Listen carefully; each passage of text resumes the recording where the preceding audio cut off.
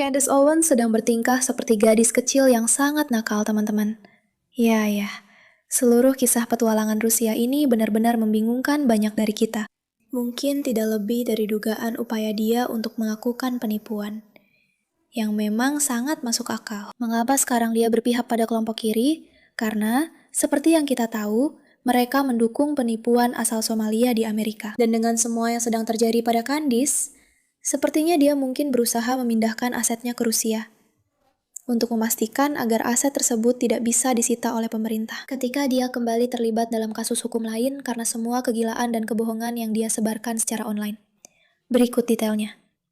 Selamat datang di Pushback, saya Mayraka, pembawa acara Anda. Pastikan untuk menekan tombol subscribe agar video ini bisa melakukan hal-hal yang perlu Anda lakukan. Dan mari kita jawab pertanyaannya. Apakah Candice memindahkan aset ke Rusia? Di gamble, dan ini bukan tuduhan, ini hanya opini dan analisis perilaku. Saya pikir mereka sedang memindahkan aset mereka ke Rusia dan mungkin juga ke Dubai. Dan Candace serta keluarganya akan berakhir di Rusia. Dan jadi penulis asli teori konspirasi tentang istri Macron yang sangat pro Putin, kebetulan saja.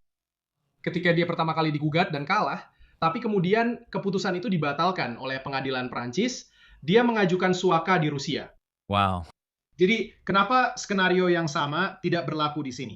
Jadi, berdasarkan pola bagaimana itu terjadi, bahkan sebelum mengetahui tentang perjalanan Candace, saya akan bilang, berdasarkan polanya, jika dia dituntut dan merasa akan kalah, itu yang kita tahu pernah terjadi sebelumnya, dia terkena tuntutan hukum seperti ini. Yang terakhir adalah yang terbesar, di mana orang-orang bilang dia akan jatuh. Tiba-tiba dia mengumumkan bahwa dia akan pergi ke Rusia, tidak mengatakan alasan sebenarnya, dia berbohong tentang itu. Akhirnya dia berada di bagian paling aman di Rusia sepanjang tahun itu. Dengar, aku bukan tipe orang yang suka menyebarkan teori konspirasi, teman-teman. Kalian tahu, kita semua hanya peduli pada fakta dan mencoba mencari tahu apa yang sebenarnya terjadi di dunia ini. Namun, agak mencurigakan bahwa Candy Wendy tiba-tiba menjadi sahabat dekat dengan orang-orang Rusia. Terutama karena ada preseden dari seseorang lain yang juga mengalami kerugian finansial besar akibat gugatan hukum dengan keluarga Macron. Dan mereka menggunakan Rusia untuk keluar dari masalah itu. Dan tiba-tiba, Candice yang membuat keributan besar tentang segala hal kecuali cerita Macron, Charlie, Eric, semuanya dialihkan ke samping. Apapun yang bisa dia lakukan untuk mengalihkan perhatian kita dari kasus Macron, yang akan menjadi kasus besar ketika itu terjadi. Dan tiba-tiba, dia menjadi akrab dan sangat dekat dengan orang-orang Rusia. Maksudku, ini agak menarik. Selain fakta bahwa bisa saja dia sebenarnya bekerja sama dan bersekongkol dengan orang-orang Rusia untuk menghancurkan Barat secara besar-besaran, yang seperti kita tahu, memang itu rencana mereka, dan mereka punya buku pedoman tentang hal itu. Dan menurutku, mereka cukup terang-terangan soal itu. Dia sudah memberitahu semua orang bahwa dia akan pergi liburan keluarga. Tapi ada sesuatu yang lain dalam perjalanan ini. Ada sesuatu yang lain. Dan masuk akal jika dia mencoba menyelamatkan uang keluarganya, atau lebih tepatnya, uang suaminya. Atau lebih tepatnya lagi, uang yang sejujurnya menjadi hak Charlie Cook karena semua yang dia hasilkan setelah kematiannya. Karena kematiannya. Itu butuh banyak keberanian, bahkan jika dia percaya pada beruang, bahkan jika dia percaya bahwa Rusia itu hebat. Butuh banyak keberanian bagi seorang ibu untuk membawa anak-anaknya ke zona perang. Dan memiliki sebuah platform tidak sepenuhnya menjelaskan hal itu. Yang bisa menjelaskannya adalah keyakinan bahwa kamu akan kehilangan segalanya dan kamu tidak punya pilihan lain. Dan jika kamu percaya itu, satu-satunya pilihan yang kamu punya adalah pergi ke Rusia secara fisik dan pindah ke sana. Pindahkan asetmu ke sana mungkin, atau pindahkan asetmu ke Dubai karena Dubai memiliki akses ke sistem keuangan internasional. Dan itulah langkahmu. Saya tidak berpikir Putin akan mengangkatnya ke level Tucker seperti yang terjadi pada Tucker. Tapi saya yakin dia akan mendapatkan beberapa informasi rahasia. Dan saya yakin itu akan muncul di acaranya untuk mendongkrak acaranya. Seperti yang kamu bicarakan, seperti cara-cara untuk mengakali Farah, memberi seseorang informasi yang sebelumnya tidak mereka miliki, sehingga merekalah yang punya ceritanya, dan semua orang memperhatikan mereka dan hal-hal semacam itu. Maksud saya, itu adalah strategi jenius oleh Rusia jika memang itu yang mereka lakukan untuk mengakali Farah. Bagi kalian yang belum tahu, Farah, menurut saya, adalah seperti undang-undang asing Amerika.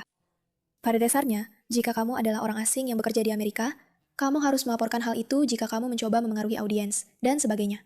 Kurang lebih seperti itu. Aku sendiri tidak begitu yakin sejauh mana aturannya. Tapi jika Rusia mencoba melakukan hal seperti itu di Amerika, cara terbaik untuk melakukannya adalah dengan mencari orang Amerika yang bisa melakukannya untuk mereka. Ketika kami menyadari bahwa acara ini akan menjadi pekerjaan penuh waktu kami paham bahwa kami akan membutuhkan sponsor. Tapi aku sangat bersikeras bahwa kami hanya akan mengiklankan hal-hal yang bermanfaat bagi para pengikut kami. Kami telah mencari perusahaan-perusahaan yang benar-benar akan meningkatkan kualitas hidup kalian. Dan Chapter adalah salah satu pilihan pertama kami. Kalian tidak perlu aku beritahu bahwa Medicare itu bermasalah dan mahal. Dan itu sangat menggangguku. Tapi itulah alasan Chapter ada. Dan tolong katakan padaku bahwa kalian sudah mulai menggunakan layanan mereka. Karena mereka membantu kalian memilih rencana yang benar-benar masuk akal untuk kalian. Bukan rencana yang menguntungkan para penasihat. Pengguna menghemat rata-rata lebih dari $1.100. Panggilan mereka gratis. Prosesnya memakan waktu sekitar 20 menit dan bisa menghemat banyak uang dan mengurangi stres bagi Anda atau orang yang Anda cintai. Jadi, hubungi Chapter di 6106-803337. Itu adalah 610-680-3337. Dan dukunglah perlawanan saat Anda melakukannya. Sekali lagi, ini adalah pengingat tentang wawancara ini. Amerika adalah negara terhebat di dunia. Sulit untuk menyangkalnya. Dan tentu saja, kita punya Glenn Beck yang benar-benar brilian menjelaskan kepada kita apa yang sebenarnya terjadi. Ceritanya bukan tentang Candace Owens, tapi dia membuktikan semua yang saya katakan itu benar. Ricky baru saja mendapat notifikasi berita terbaru bahwa media Rusia sekarang sedang membicarakan Candace Owens. Apa tepatnya? Saya ingin mendapatkan kutipannya, jembatannya. Jembatan ke Amerika Serikat, jembatan penghubung. Benar sekali. Dan jangan anggap itu sebagai rakyat Rusia. Anggap saja itu sebagai Putin dan Dugin. Ingat, Dugin adalah orang yang baru saja mengatakan kalau itu terserah dia. Dia akan memberikan setiap musuh kita senjata nuklir untuk memuapkan Amerika Serikat. Saya rasa kita bisa dengan yakin mengatakan bahwa apapun yang dilakukan Candace, entah dia di sana untuk mencoba menyembunyikan asetnya, atau dia di sana atas nama Rusia untuk menghancurkan Amerika, dia sudah sangat akrab dengan mereka. Jika mereka bersedia menyebutnya sebagai jembatan, dan itu akan menjadikannya gadis yang sangat nakal. Menurutmu begitu, bukan? Menurut pendapat saya, Candace Owens membuktikan dirinya bukan hanya sebagai pengganggu dan nyamuk di masyarakat kita, tapi sejujurnya, seseorang yang mungkin pada akhirnya perlu menerima konsekuensi serius atas hal ini. Dan sebelum dia menyerang saya dengan mengatakan, kamu bilang orang melakukan kerugian. Maksud saya tidak bermaksud konsekuensi fisik. Maksud saya konsekuensi finansial dan mungkin juga kebebasan. Karena menurut saya, jika kamu akan mengkhianati negaramu, seperti yang jelas-jelas sudah kamu lakukan terhadap rakyat Amerika, itu adalah sesuatu yang pantas untuk dipenjara. Iya. Saya rasa pada titik ini, kita bisa dengan adil mengatakan bahwa Candace tidak takut untuk tidak hanya menyebarkan kebohongan, tetapi juga bertindak di balik layar dengan taktik manipulasi yang sama seperti yang dia lakukan di depan kamera.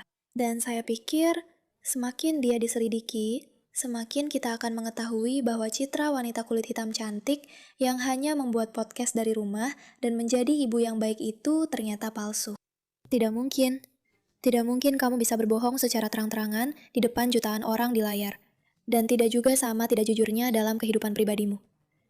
Terima kasih atas perhatianmu terhadap masalah ini.